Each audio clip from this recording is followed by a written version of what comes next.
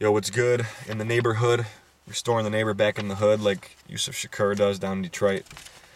It's Mr. Peace here. Wanted to share a short story I wrote with you all back in my senior year when I took journalism class for one of my all-time favorite teachers, Mrs. Jane Hazlitt. Loved her. I always said if I was 30 years older or she was 30 years younger, I'd probably court her. But no, she was great. She was a really cool person and great heart, great everything. I do miss her. Anyways, this is a story I wrote for class. It was called SLHS Football, Back to Its Winning Ways. I wrote this with my friend Joe Jones. Shout out to Bubba. Zubba. Him and I were really close too, for sure. But SLHS, South Lyon High School, football, back to its winning ways. Friday nights in the South Lyon are not all about going out to the movies and polka dancing anymore because a new show has hit town. That's right. In the jungle, the mighty jungle, the Lions are not sleeping tonight. Instead, the South Lyon Lions varsity football team, with a new style of play and new attitude, have returned to its winning ways and the playoffs. After a disappointing end to last season with a record of 4-5, the Lions have reclaimed their KBC tradition with a record of 7-2, as well as a playoff berth. South Lyon has finally come into the 21st century, according to a reporter from the Detroit News. With a reputation of always running the ball, their new spread offense has led to a more balanced attack than the old South Lyon running game. Junior quarterback Dennis Reedy has been a key factor in the offense by breaking all past season passing records. Head coach Bob Shalaski, giving some reasons for the Lions' success, said, "The players are more coachable this year. Our mindset has been that after every Monday, we're 0-0. Not too high off a win and not too low off a loss." This 32-year philosophy of Coach Bob tries to keep players from getting overconfident or too depressed. Part of the offensive's flexibility has come through 3 hours of planning per 1 hour of practice.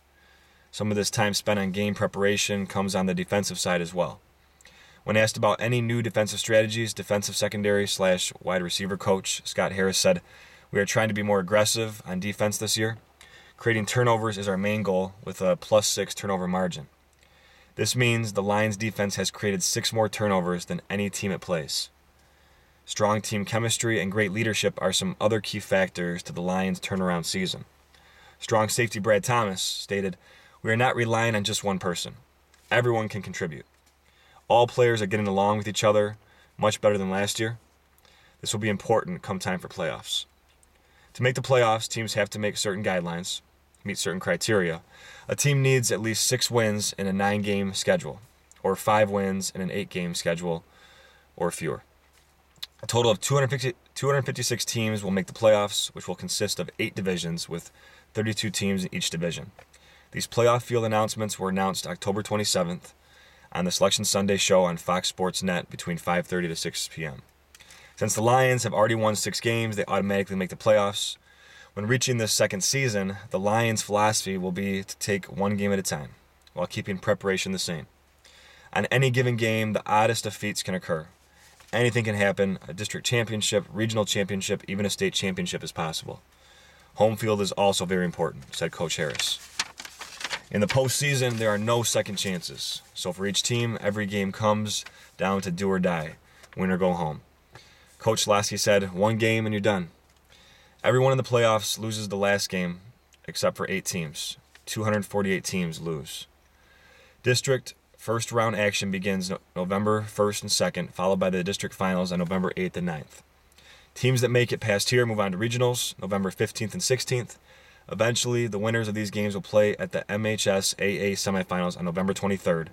If victorious here, they will move on to play each other in the MHSAA finals on November 29th and 30th. South Lyon Lions will face the Belleville Tigers next Friday or Saturday, time to be announced in Belleville. After a loss to Brighton for a share of the Kensington Valley Conference with the Milford Mavericks, the Lions will have something to prove against 8-1 Belleville. If they win, South Lyon will play the winner of Ann Arbor Huron and Ann Arbor Pioneer, as well as seeing Coach Bob Shalaski perform his famous Boogaloo dance for another time this year. Peace.